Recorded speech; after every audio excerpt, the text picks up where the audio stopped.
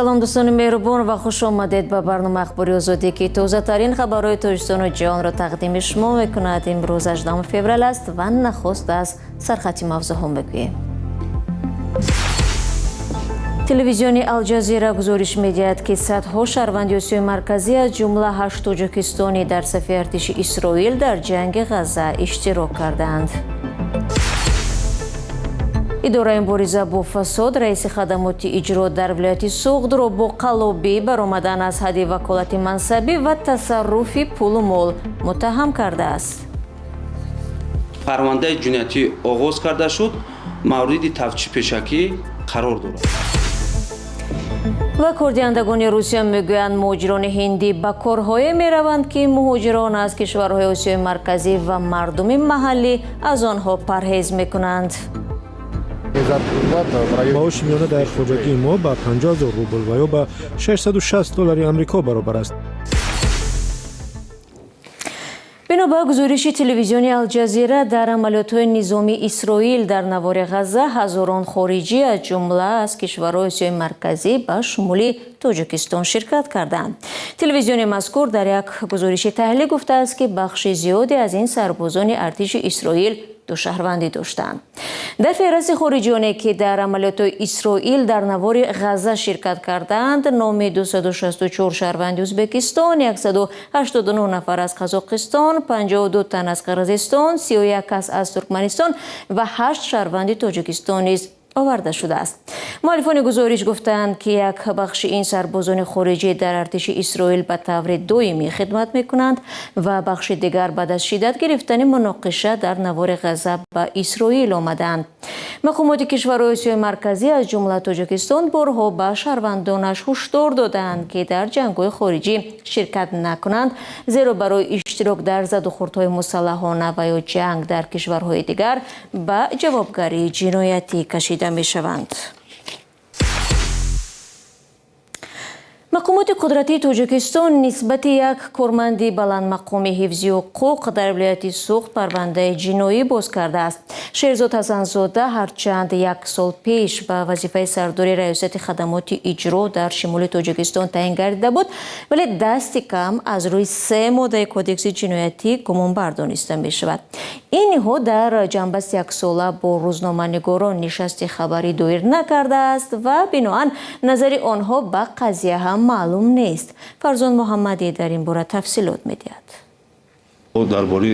раиси намояндагии хадамоти иҷро дар вилояти Суғд ба қаллобӣ баромадан аз ҳадди ваколати мансабӣ ва тасарруфи пулу мол гумонзад шудааст.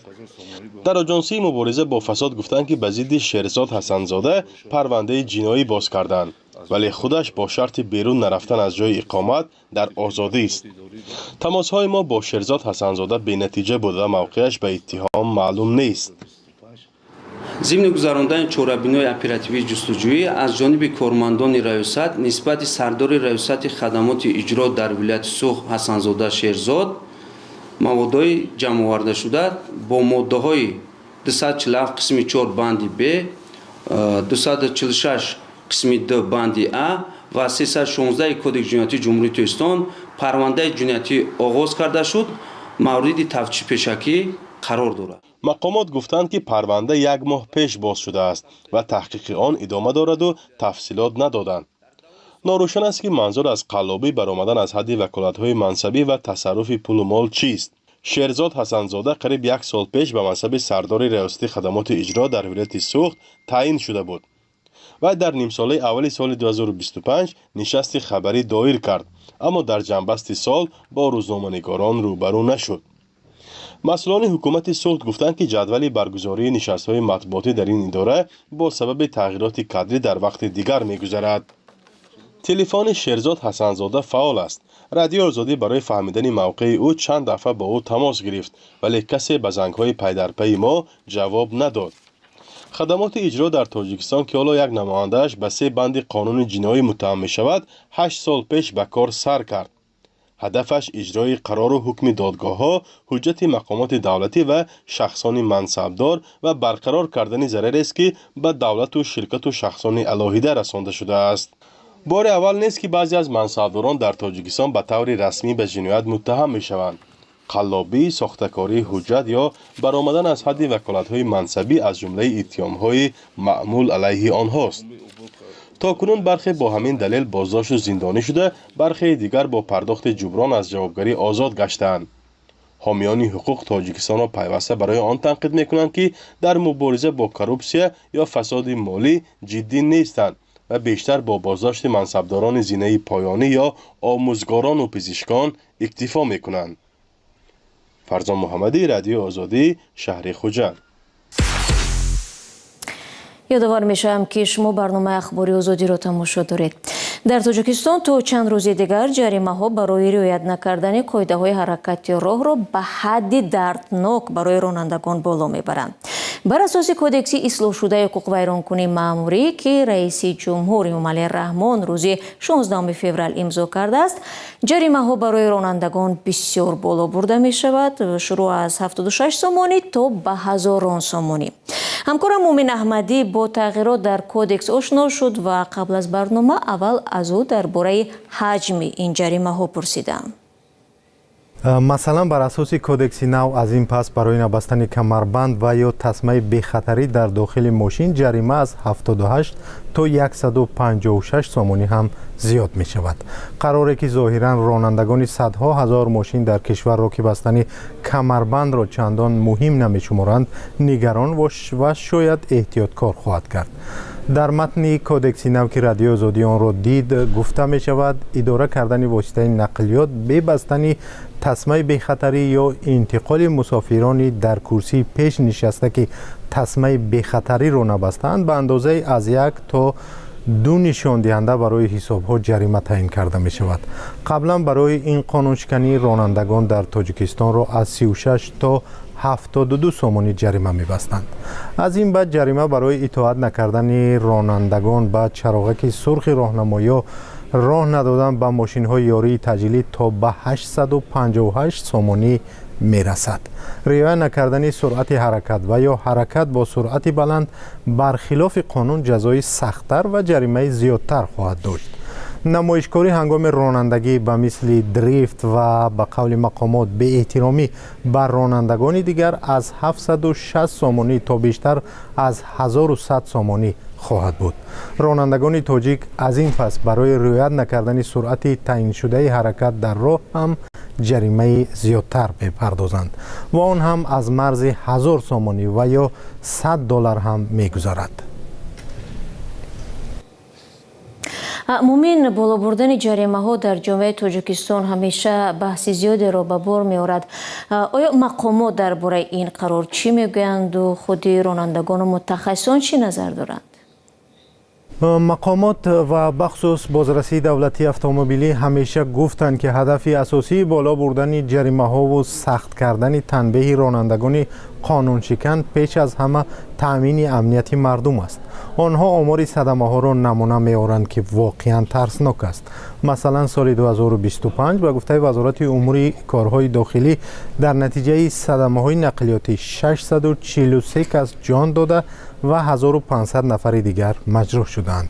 به عبارت دیگر هر روز در راههای تاجیکستان 2 نفر جان داده و 4 کسی دیگر مجروح شدند.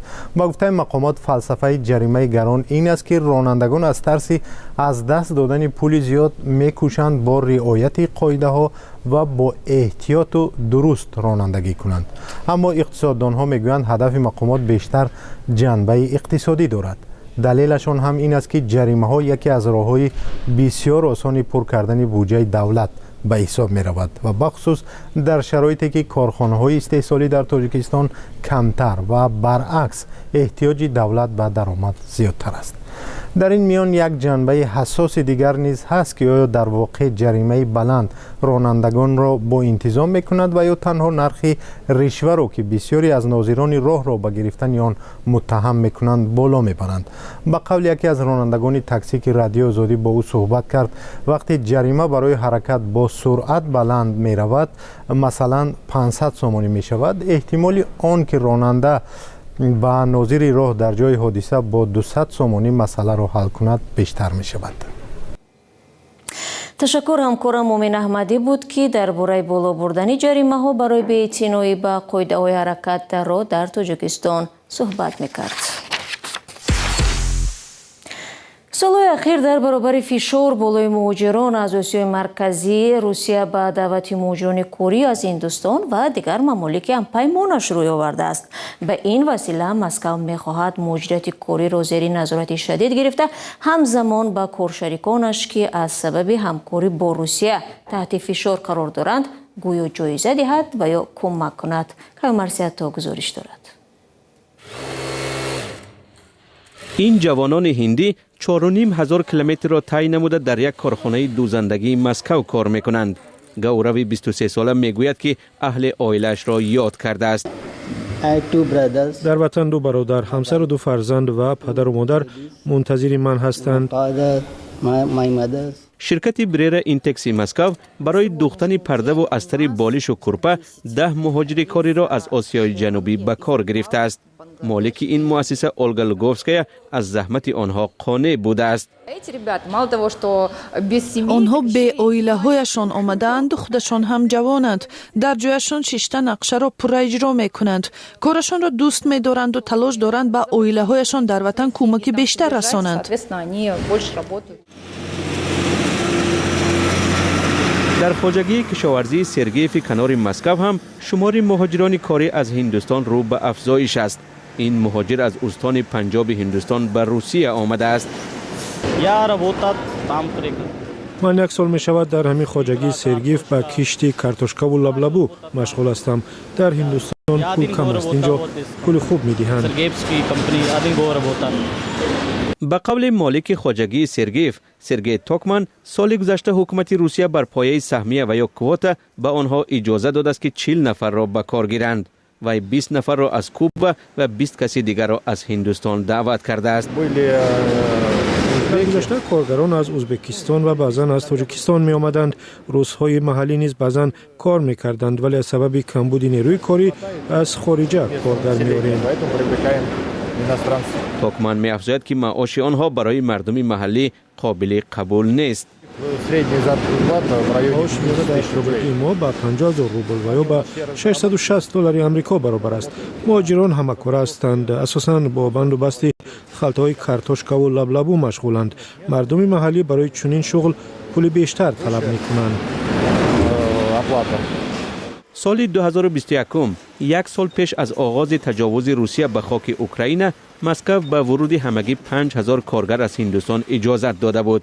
سال 2025 بیش از 70,000 شهروند هندوستان برای کار به روسیه دعوت شدند. شرکت الکسی فیلیپینکوف که با دعوت کارگران خارجی به مسکو مشغول است، تاکید می‌کند که سالهای اخیر شماره مهاجران کاری از ممالک سابق شوروی آسیای مرکزی کاهش یافته، آنها را به جستجوی بازارهای نوی نیروی کاری وادار کرد. وضعیت تخمینا 3 سال پیش تغییر یافت. کمبود نیروی کاری از حساب کاهش ورود مهاجران از جماهیر سابق شوروی آسیای مرکزی، تاجیکستان، ازبکستان، قرقیزستان و قزاقستان به وجود آمد. وضعیت اقتصادی هم در روسیه و هم در کشورهای آسیای مرکزی دیگر شد. قانونهای مربوط به مهاجرت شدیدتر شدند و در نتیجه ذخیره کاری که از این کشورها به روسیه می آمد متاسفانه کاهش یافت و وابسته به وضعیت تقاضا با واردات نیروی کاری از کشورهای به اصطلاح خارجی دور افزایش یافت. کارشناسان همچنان ضعیف شدن روبل روسیه، دعوت اجباری مهاجران کاری به جنگ اوکراین و سیاست ضد مهاجرت مقامداران و قانونگذاران روسیه را از سبب‌های اساسی کمشوی توجه شهروندان جمهوری‌های شوروی سابق به کار در این کشور یاد می‌کنند. خبرنگار ریترز انتخاب مهاجران کاری از هندوستان را همچون تصمیم منطقی حکومت روسیه نامیده خاطر نشان می‌کند که سالهای اخیر هندوستان مواد سوخت تحریم شده روسیه را با نرخ ارزان به دست آورده، سپس از نام خود به بازارهای جهانی می‌برارد. ماه دکمبر سال گذشته هنگام ملاقات پرزیدنت روسیه ولادیمیر پوتین با سروزیر هندوستان نریندرا مودی در دهلی نو، سازش امضا شد که شرایط کار شهروندان هندوستان را در روسیه آسان می‌کند. معاون اول سروزیر روسیه میگوید فعلا کشورش میتواند مقدار بدون محدودیت مهاجران کاری را از هندوستان با کار تامین کند. او می‌افزاید که در حال حاضر استحصالات روسیه با 800,000 نفر و ساحه‌های خدمات و ساختمان به 1,500,000 کارگر احتیاج دارد. برنامه ما پایان یافت. خدا نگهدار.